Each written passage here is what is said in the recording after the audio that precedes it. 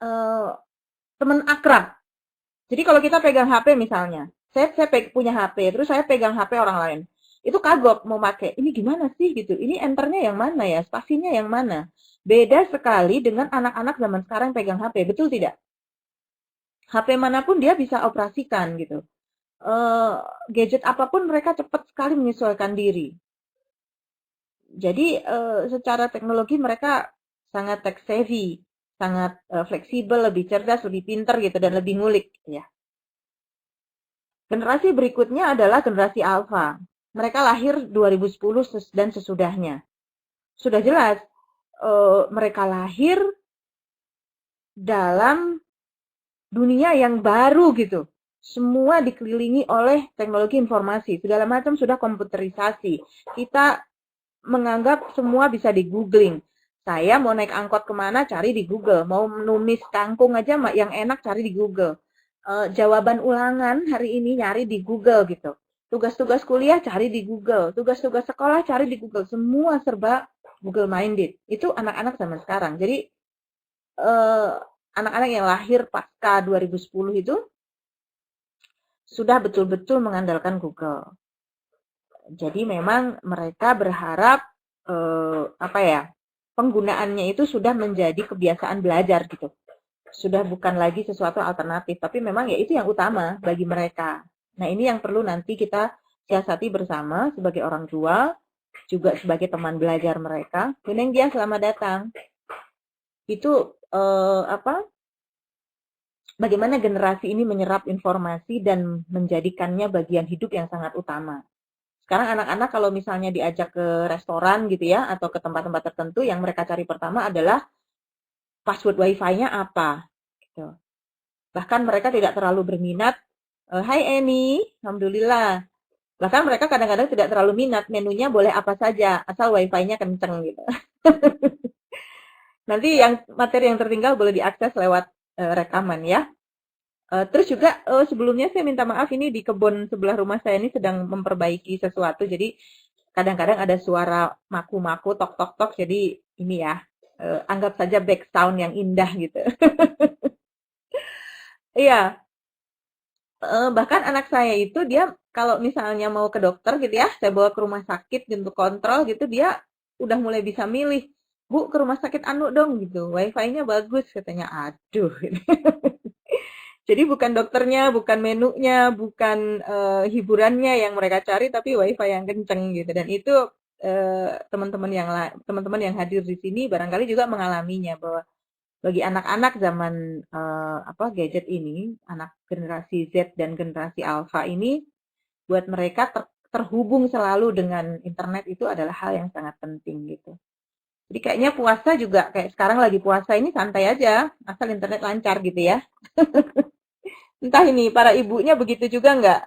Puasa boleh puasa, asal Facebookan lancar, WhatsAppan lancar, Instagram lancar gitu ya. Saya itu sih. Alright. Em, Ya kita lanjutkan ke slide berikutnya. Ya, ini adalah angka biner. Anda melihat ada 101001 gitu ya. Don Tapscott dalam buku ini menyebutkan tentang generasi yang berkembang dalam angka-angka biner. Jadi dia membahas kemudahan dunia digital yang melingkupi semua aspek kehidupan gitu. Diperkuat dengan majunya teknologi, termasuk telepon pintar yang bisa dibawa-bawa. Kalau dulu kan orang mau mengakses internet pakai komputer, jadi memang harus stay di suatu tempat, menggunakan jaringan yang sudah fix gitu ya, kita nggak bisa kemana-mana. Kalau sekarang nggak, telepon pintar itu bisa diperoleh dengan harga yang relatif murah. Para provider data gitu ya, atau apa itu, paket-paket kuota itu juga berlomba-lomba untuk memberikan service-service yang sangat murah. Jadi memang itu sangat terkait erat dengan mudahnya generasi kita itu berkembang di angka-angka biner tadi itu, angka-angka digital tadi itu. Seolah-olah ada disebutkan bahwa ya memang ada kemudahan, tapi di satu sisi ada keterampilan hidup yang kemudian tergerus. Kita jadi tidak, kemampuan problem solving anak-anak itu jadi tergerus karena kemudahan-kemudahan yang selalu mereka dapat.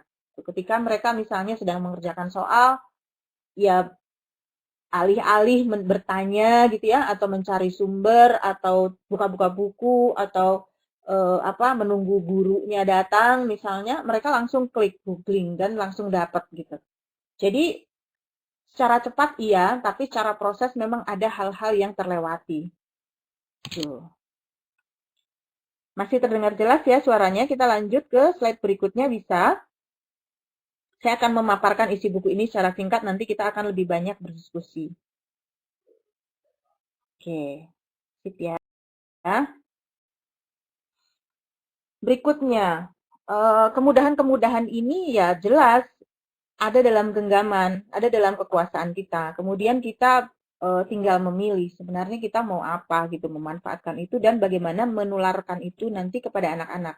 Keputusan kita menggunakan internet itu adalah teladan besar buat anak-anak dan keluarga, juga teman-teman yang ada di sekitar kita. Gitu. Nah, coba perhatikan generasi-generasi Z dan Alpha itu mereka diasuh oleh teknologi informasi. Gitu. Google mengajarkan mereka untuk merasa lebih tahu. Jadi biasanya kalau sudah googling, maaf, kalau sudah googling sebuah informasi, mereka akan terpancing untuk mencari informasi-informasi yang lain. Terus gitu. Klik sana, klik sini gitu. Apalagi kalau smartphone atau gadget yang mereka miliki itu adalah yang punya kekuatan tinggi. Kayak smartphone saya itu kalau sudah dipakai buka banyak tab, udah error dia. Udah nggak mau. Ngambek dia. Udah nggak kuat gitu. Tapi mungkin banyak tab yang kapasitasnya jauh lebih bagus daripada komputer saya misalnya.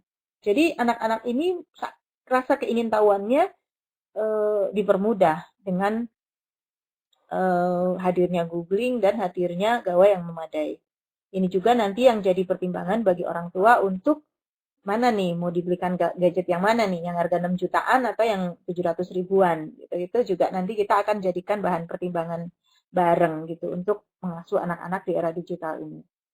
Kemudian juga mereka terinspirasi gitu ya oleh orang lain melalui banyak media sosial, termasuk juga mengekspresikan dirinya melalui film-film YouTube gitu. Artinya internet ini kemudian menjadi keseharian yang tidak bisa dielakkan lagi dan menjadi hal yang sangat penting buat mereka. Pada bab berikutnya, Don Tapscott membahas tentang karakteristik generasi khas generasi internet. Mereka selain memiliki kebebasan akses, juga bisa melakukan kustomisasi dengan mudah. Itu mereka juga mempunyai peluang untuk berjejaring dengan siapapun. Dan memang titik pentingnya adalah wawasan mereka terbuka, kerjasama yang terjalin itu bisa produktif, hanya memang ada titik negatif yang juga terbuka pada saat yang sama. Artinya, integritas si anak ini jadi dipertanyakan, apakah memang dia memiliki kemampuan untuk memilah antara misalnya, dia kan mencari informasi di dunia maya, di internet. Kemudian dia mengambil sebagai data kan, apakah kemudian data itu dia hargai hak ciptanya atau tidak?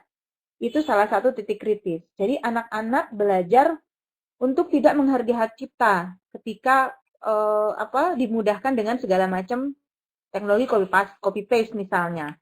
Jadi Don Tapscott dalam buku ini menyoroti hal itu dengan sangat serius. Karena anak-anak mudah gitu ya mengambil, mudah kok ngambil tinggal ngopi kemudian di paste gitu. Toh mereka, apalagi ketika mereka berpikir bahwa si pemilik blog misalnya, ini blogger banyak kan di sini ya, ada beberapa blogger di kita. Toh kayaknya blogger yang ini juga ngopas aja dari orang lain, jadi aku ngopas aja juga baik-baik aja gitu. Itu ada kecenderungan-kecenderungan seperti itu pada generasi kita dan itu harus diwaspadai. Karena itu kan karakter ya sebenarnya. Jadi jaringan kerjasama, kemudian kemudahan memperoleh akses, kemudahan memiliki materi yang dia peroleh dari internet itu menjadi miliknya, itu terkait dengan pemahaman anak terhadap hak cipta. Jadi nanti ada tanggung jawab moral kita sebagai orang tua, juga orang-orang yang lebih dewasa, mengajarkan kepada generasi X dan Z ini untuk lebih peduli pada yang disebut dengan hak cipta.